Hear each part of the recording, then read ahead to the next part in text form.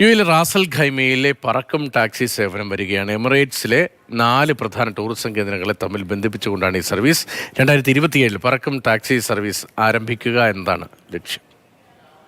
ദുബായിൽ നടക്കുന്ന Arabian travel മാർക്കറ്റിലാണ് നിർണായക പ്രഖ്യാപനമുണ്ടായത്. റാസൽ ഖൈമ ടൂറിസം ഡെവലപ്മെന്റ് അതോറിറ്റിയും ട്രാൻസ്പോർട്ട് അതോറിറ്റിയും ചേർന്ന് സ്കൈപോർട്സ് ഇൻഫ്രാസ്ട്രക്ചറുമായി പറക്കും ടാക്സി സേവനത്തിനുള്ള ധാരണാപത്രത്തിൽ ഒപ്പുവച്ചു. പറക്കും ടാക്സികൾക്ക് പറന്നിറങ്ങാനുള്ള വെർട്ടിപോർട്ടുകൾ സ്കൈപോർട്സ് ഇൻഫ്രാസ്ട്രക്ചറാണ് നിർമ്മിക്കുക.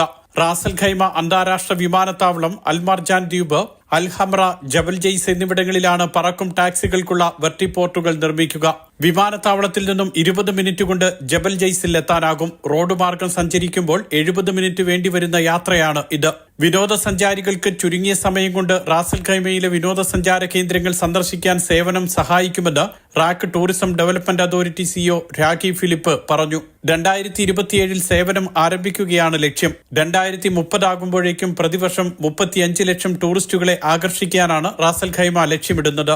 ധാരണാപത്രം ഒപ്പുവെക്കുന്ന ചടങ്ങിൽ transport authority director general Ismail Hassan Al Balushi, Skyports regional manager Daniel O'Neill എന്നിവരും പങ്കെടുത്തു. Mathrubhumi news, Dubai.